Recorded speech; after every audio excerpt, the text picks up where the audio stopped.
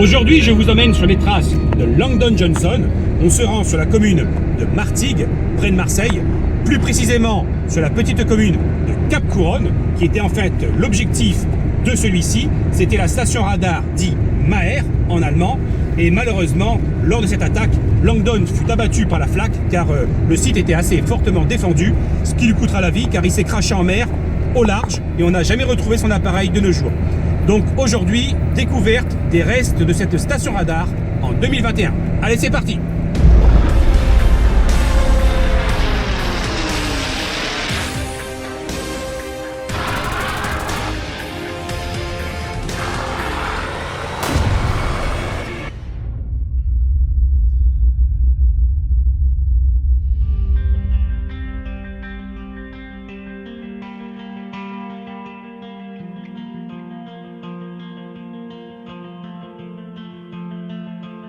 Cette magnifique côte rocheuse que vous découvrez sur ces images, encore vierge et préservée, c'est ce que l'on appelle ici, près de Marseille, la Côte Bleue.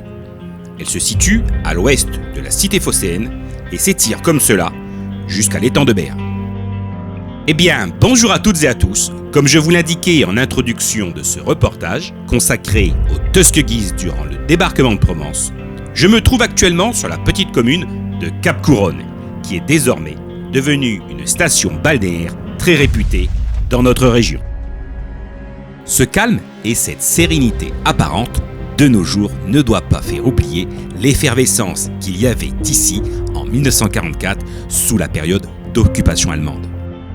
À cet emplacement précis, sur cette partie de la côte provençale, se dressaient deux très importants camps allemands ayant pour but la défense d'un objectif très grande valeur. Il s'agissait en fait d'une station radar d'un intérêt stratégique prioritaire pour les forces alliées en vue du futur débarquement de Provence à venir.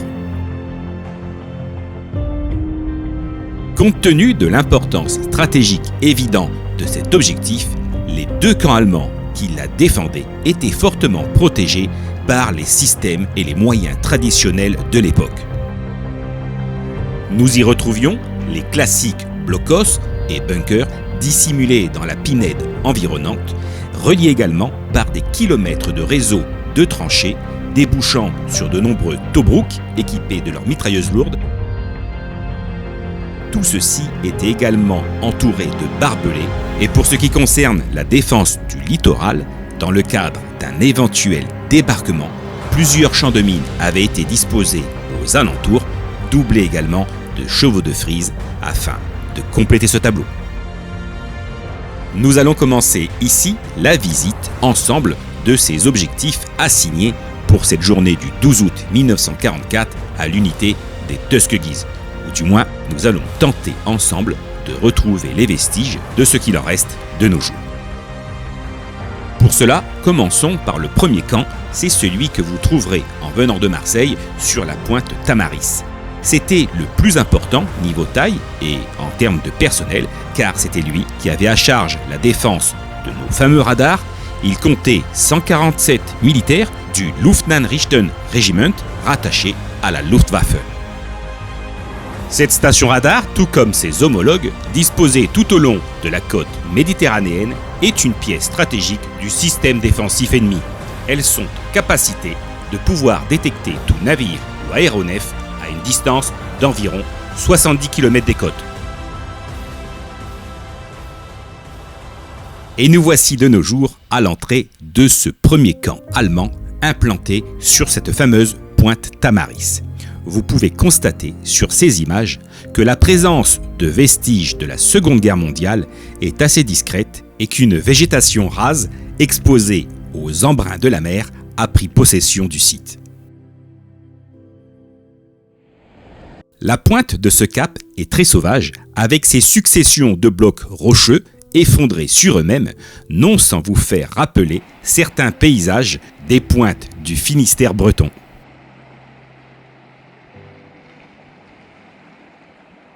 Et voici le premier vestige que vous trouverez à l'ouest du cap, en remontant tout doucement vers la lisière de la Pinède se trouvant à proximité. Enfin, ce qu'il en reste, car lors de notre visite, celle-ci était encore victime, une fois de plus, de ces fameux incendies qui ravagent malheureusement cette région. Il s'agit ici d'un Tobruk ou d'un Ringstand en allemand, probablement surmonté à l'époque d'une tourelle de chars allemands de type Panzer II réformés car ils étaient bien entendu trop obsolètes à cette période du conflit et cela permettait de les réutiliser sur un système défensif dans les différents ouvrages que comptait le Südwall.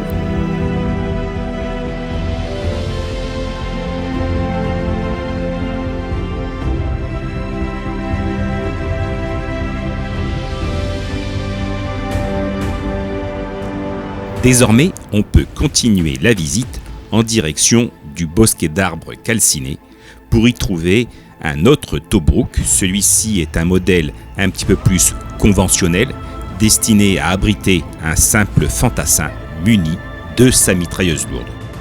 Le modèle de celle-ci est très régulièrement une MG42 qui est capable de tirer plus de 1200 coups minute et qui en fait une arme véritablement redoutable.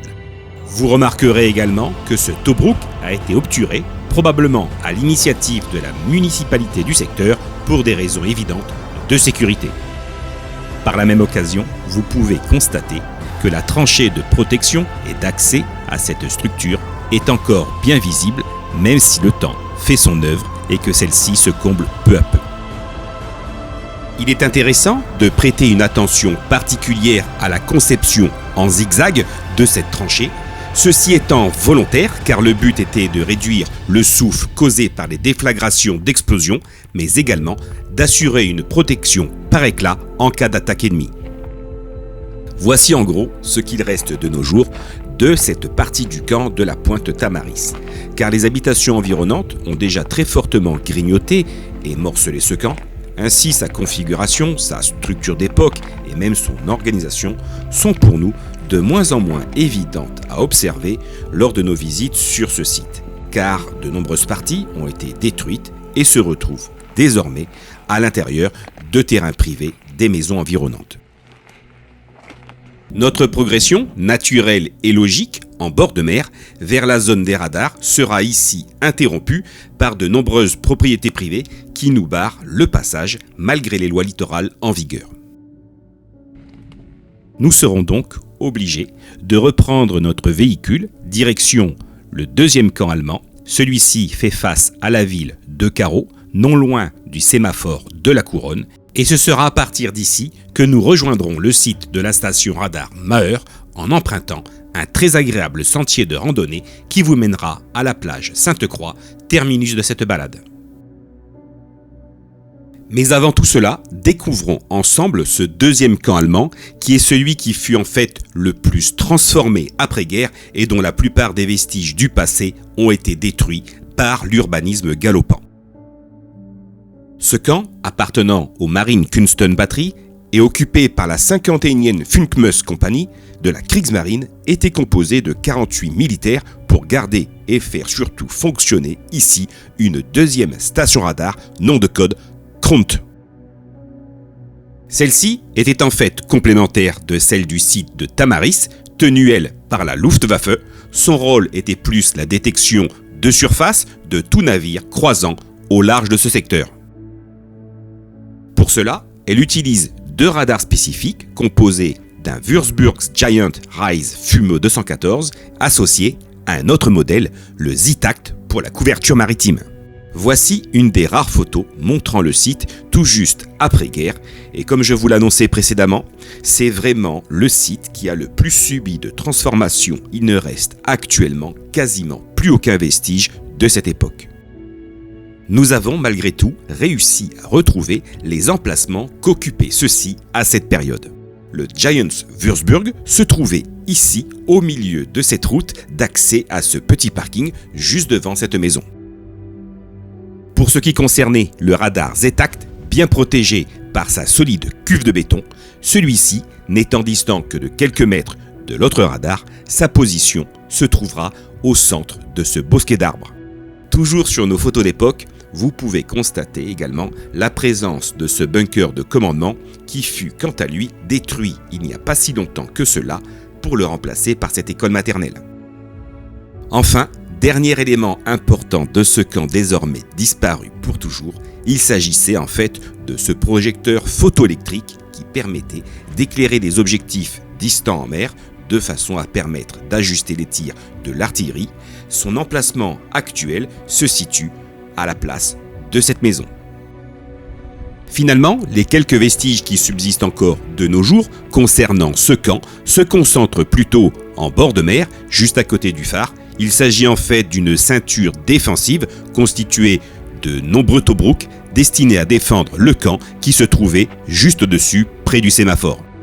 Nous en avons donc terminé ici et il est temps pour nous de commencer notre randonnée en direction du premier camp vu précédemment, dont cette partie est consacrée à la station radar. Au départ de cette balade, vous reconnaîtrez pour certains d'entre vous un camping qui vous semblera peut-être familier car il s'agit en fait du camping Paradis, rendu célèbre par la série télé du même nom. Cette très belle randonnée vous fera traverser de magnifiques paysages, mais également des points de vue remarquables. Et ici, vous aurez également la chance de pouvoir découvrir des sites historiques antiques, car les Romains se servaient de ce lieu pour extraire des blocs de roche dans les carrières à ciel ouvert toutes proches.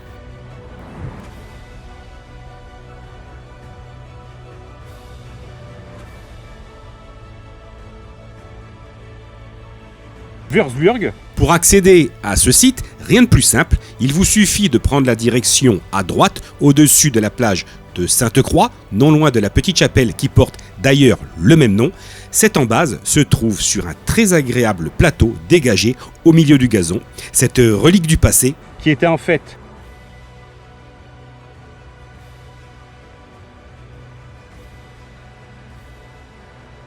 ce Giant Würzburg Rise 65 pour cette version anti-aérienne était en fait une parabole de 7,50 m de diamètre pour une portée pratique de 80 km. Ce site était équipé de 2 Würzburg qui étaient couplés avec 2 autres radars de type Freya. C'est en fait la version aérienne du Zetak vu précédemment sur la commune de Couronne. Cet ensemble de radars était en fait ce que l'on appelle des radars actifs de détection et surtout de direction de tir qui donnaient leurs informations aux batteries de canons toutes proches. Voici pour la configuration du site que nous allons visiter ensemble. Ici, comparativement à la commune de Cap-Couronne, cette municipalité a gardé les vestiges en l'état et a tenté de les valoriser en expliquant leur utilité et leur contexte historique sur cette très belle plaque émaillée. Avec un œil averti, regardez bien ce socle en béton armé modèle V229 car celui-ci porte encore en lui les stigmates de l'attaque des Mustangs du 332e Fighter Group en cette journée du 12 août 1944.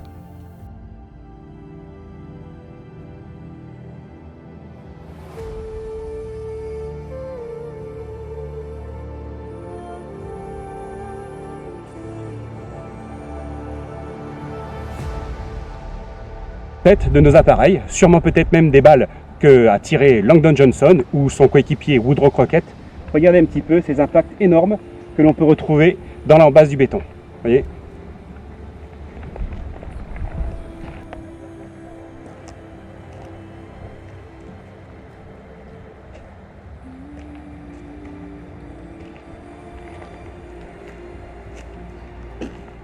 Là, suivez-moi, je vous emmène à quelques mètres du radar. Il y avait ici 2 superbes postes défensifs, l'un à l'intérieur des terres, l'autre faisant face plutôt côté mer.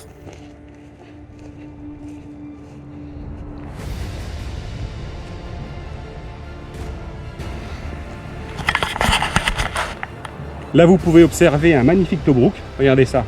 L'entrée se faisait ici. La tranchée de communication se faisait sûrement de ce côté-là. Et ensuite, le poste de mitrailleuse était placé comme cela.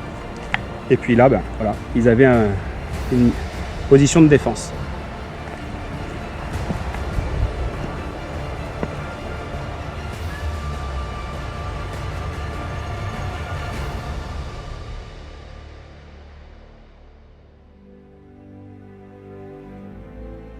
Cette station radar était finalement assez étendue Et la majeure partie des vestiges du site se trouve finalement dans le camping qui jouxte la plaine herbeuse, et vu que celui-ci était fermé lors de notre visite, nous devrons nous contenter de prises de vue malheureusement par-dessus les clôtures.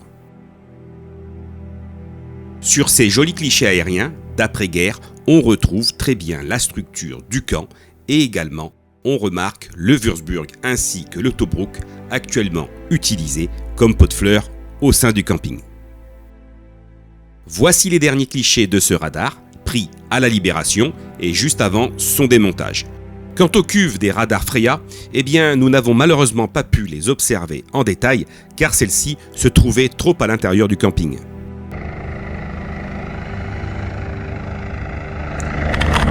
Bon, aujourd'hui je sortirai pas le drone parce que déjà c'est un endroit qui est interdit au survol, mais en même temps il y a d'autres drones qui volent également dans le ciel.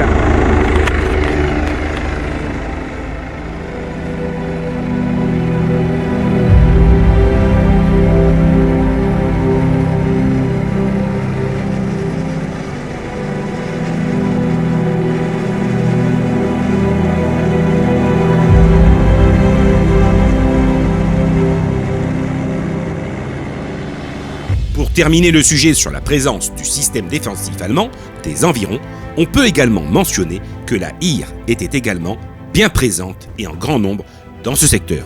Il s'agit en fait de l'armée de terre régulière. Je ne vous indiquerai pas volontairement l'intégralité des camps présents, car ceci serait bien entendu hors sujet. Par contre, nous pouvons toutefois parler de la batterie de Couronne, qui était en fait une ancienne batterie française récupérée à son compte par l'envahisseur dès la capitulation. Celle-ci était équipée de plusieurs canons de prise, mais surtout des 4 canons d'origine qui étaient des 138 mm. Elle se situe au nord de l'actuel camping et faisait plus ou moins la jonction entre les 2 grandes stations radar. D'ailleurs, elle existe toujours à l'état de vestige. Ceux-ci sont encore visibles à l'intérieur de la petite pinède environnante, mais ils sont directement observables depuis la route d'accès au camping. Sur ces clichés d'époque, pris durant la visite de différents états-majors, on peut même reconnaître le Feldmarschall Erwin Rommel en visite de contrôle pour l'avancée du Sud-Wall.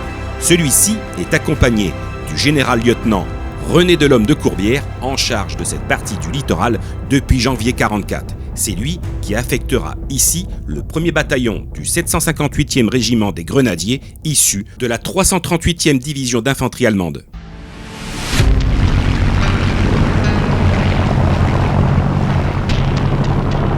Allez, venons-en en fait concernant cette journée de combat qui se prépare. L'action se déroulera le 12 août 1944. Les 64 appareils du 332e Fighter Group engagés sur cette mission prennent l'air dès l'aube depuis leur base de Ramitelli en Italie. Direction initiale de ce flight, l'Espagne. Notre groupe volera ainsi une bonne partie de son trajet au-dessus de la Méditerranée en formation compacte. Ceci afin d'être bien visible du contrôle aérien ennemi. Tous ces pilotes sont commandés aujourd'hui pour cette mission à haut risque par un homme, le capitaine Alton Franklin Ballard. Les Mustangs arrivent en plein est sur le cap 283 dans l'axe de la ville de Perpignan. Virèrent brusquement de cap à 65 km de la côte pour former ainsi 4 groupes de ces appareils qui se dirigent désormais vers leur secteur d'attaque. Le capitaine Poulam commande le groupe du 100e Fighter Squadron ayant pour objectif les environs de Marseille. Ce groupe d'assaut, arrivé au large de la ville de Sète, va de nouveau se séparer en 4 groupes de 4 appareils. Ils vont ainsi se répartir en 2 groupes de 4 Mustangs, assurant la sécurité et le contrôle aérien à 15 000 pieds d'altitude pour prévenir de toute intervention de la chasse allemande. Tandis qu'au même moment, les 2 autres groupes de 4 appareils, quant à eux, s'occupent d'attaquer leur objectif du jour en volant plein gaz au ras des vagues à 15 mètres au-dessus de l'eau. Cette technique, qui ne laisse aucun droit à l'erreur de pilotage, était destinée à voler sous la couverture radar allemande, et ceci bien entendu afin d'être indétectable. Cette stratégie d'assaut était employée pour embrouiller les analystes radar ennemis, car le temps que ceux-ci comprennent ce qu'ils se trament, ce délai offrait de précieuses minutes avant la mise en alerte générale des batteries antiaériennes qui défendaient les secteurs sensibles. Les 4 Mustangs, faisant partie du groupe d'assaut du site des radars de Tamaris, est commandé aujourd'hui pour cette première vague par le capitaine Woodrow Crockett. Il sera aidé dans cette tâche par son ailier, le First Lieutenant Langdon Elmer Johnson. La seconde vague, quant à elle, sera conduite par le capitaine Marion Rogers et son ailier Washington Dubois-Ross. Voici donc nos 4 protagonistes pour l'attaque de cette station radar. L'effet de surprise ce jour est total, car la Luftwaffe n'a absolument pas eu le temps de réagir à cette attaque en faisant décoller le moindre appareil. Il est 10h46 et le capitaine Woodrow Crockett et son ailier Langdon Johnson sont à moins d'1 minute en approche finale sur leur objectif. Ils se guident pour cela du relief si particulier représenté par la pointe Tamaris. Les sécurités sur les mitrailleuses 50 sont enlevées, le doigt est placé sur la détente, tout le monde est prêt. L'attaque ne durera que quelques minutes, tout au plus, par vague de 2 appareils qui passeront successivement l'une derrière l'autre. Le leader de cet assaut, Woodrow Crockett, effectue au dernier instant sa prise d'altitude afin de descendre en piqué face au radar. Au même moment, son ailier, Langdon Elmer Johnson, à quelques mètres derrière lui sur sa droite, s'apprête à effectuer la même manœuvre. Mais malheureusement, les 6 canons de Flak 38 le prennent déjà pour cible avec leurs obus de 20 mm. Lorsque celui-ci attaque en piqué à son tour, plusieurs obus le touchent au but et Langdon est désormais mortellement touché.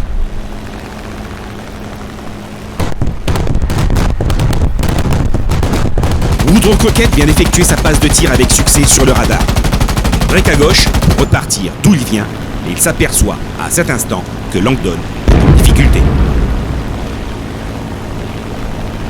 Crockett regagne le large en volant au ras de l'eau à toute vitesse sous le tir de barrage de la Flak. À cet instant, il a encore un visuel sur Langdon, quand tout à coup, il le voit percuter les flots dans une énorme gerbe d'eau qui lui arrachera l'aile droite à l'impact avant de l'engloutir instantanément. En direct et immédiatement témoin du drame, Mario Rogers et son ailier Dubois-Ross doivent rester concentrés et ne pas céder à l'émotion. De toute façon, ils n'ont pas de temps pour cela, car tout se passe très vite désormais. C'est à eux de jouer pour cette deuxième passe de tir. Victoire. Les radars explosent, l'objectif est rempli. Une dernière pensée et un adieu pour Langdon, qui ne fera pas partie du chemin de retour à Amitelli aujourd'hui.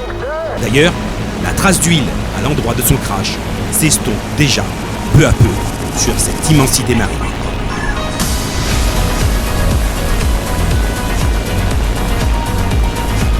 La disparition en mer de Langdon et de son Mustang ont été approximativement retranscrites sur ce rapport de perte rédigé par Woodrow Crockett dans ce secteur dès son retour à sa base à Ramitelli.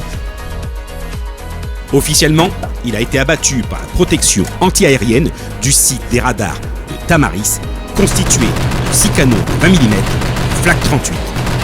Au jour d'aujourd'hui, ni son corps ni son appareil n'ont encore été localisés ni même recherchés, et ainsi, le deuil de cette disparition n'est toujours pas refermé pour les membres de sa famille restés aux États-Unis. Son nom figure désormais sur le mur des disparus au cimetière américain de Draguignan, et peut-être qu'un jour, la motivation et les moyens nécessaires seront enfin engagés afin de rendre celui-ci à ses descendants.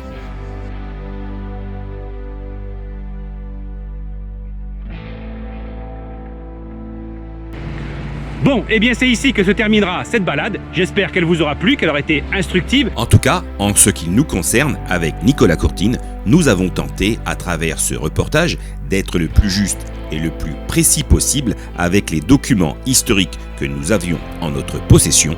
Ceux-ci nous ont permis de vous faire revivre ces histoires oubliées du 12 août 1944 concernant les attaques du site de Tamaris. Ces radars sont désormais hors service et pour un certain temps, de quoi permettre largement l'arrivée de la flotte d'invasion prévue pour le 15 août. Mais par contre, en ce qui concerne le site de la Couronne, ces radars sont encore pleinement fonctionnels et représentent toujours une menace. Du coup, cette mission sera confiée dès le lendemain 13 août aux Spitfire anglais du 87e Fighter Wings et ceux-ci paieront également un lourd tribut pour l'anéantissement de ces radars car sur les 10 Spitfire engagés ce jour-là, 2 d'entre eux ne rentreront pas à leur base de Calenzane. Ces 2 avions seront à leur tour également victimes de la flak toujours aussi présente et dangereuse sur ce secteur. Le flight officier Myers partagera également le même destin funeste que Langdon Johnson, car lui aussi, après avoir été abattu par la flak, son avion et son pilote disparaîtront en mer. Quant au deuxième flight officier, Strutt, lui aura la chance d'en réchapper en s'extrayant à la dernière minute de son cockpit en sautant en parachute, mais celui-ci sera malheureusement récupéré par un patrouilleur allemand dérivant dans le golfe de Fos.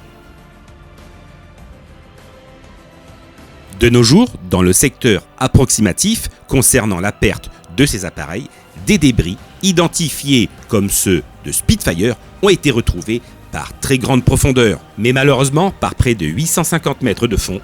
Le travail d'identification pour découvrir l'appartenance du groupe de chasse avec ces débris est financièrement colossal et il y a de très fortes chances que ce mystère reste entier encore bien longtemps.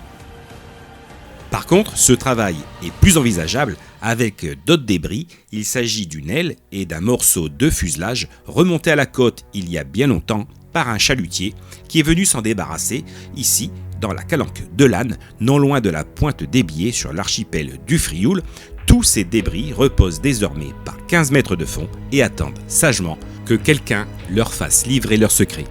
Avant de terminer ce reportage, voici ce que sont devenus après-guerre les pilotes et donc les frères d'armes ayant mené cet assaut avec Langdon. Ils sont pour la plupart rentrés au pays après ce deuxième conflit mondial.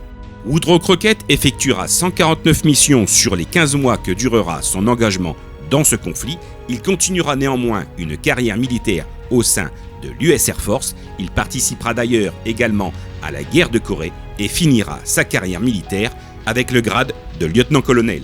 Il s'éteindra le 16 août 2012. Concernant Marion Rogers, lui aussi fera carrière au sein de l'armée de l'air, un poste qu'il occupera durant 22 années. Il finira également lieutenant-colonel et s'éteindra à l'âge de 96 ans le 5 décembre 2017. Quant à Washington Dubois-Ross, lui aussi finira au grade de lieutenant-colonel. Il aura également à cœur de partager régulièrement ses souvenirs et son expérience au sein de l'unité des Tuskegee au travers de nombreuses interviews. Il s'éteindra lui aussi le 9 octobre 2017. Et concernant Langdon, nous espérons qu'un jour, un projet de recherche de son appareil soit entrepris, mais en attendant ce jour, nous souhaiterions malgré tout entamer avec la municipalité un projet de stèle commémorative face à la mer en mémoire de la bravoure de ces hommes ayant risqué et même perdu leur vie pour notre liberté et ainsi sortir de l'oubli et de l'indifférence les 2 noms des disparus en mer, Langdon Elmer Johnson et le flight officier Myers. Eh bien, nous voici arrivés à la fin de ce reportage. J'espère qu'il vous aura plu. On se retrouve devant l'immensité du bleu. C'est là que se trouve le corps sûrement de Langdon Johnson ainsi que de son appareil. Sa dernière demeure est ici. Donc n'hésitez pas à avoir une petite pensée pour lui si vous venez visiter ce site chargé d'histoire. Allez, à bientôt.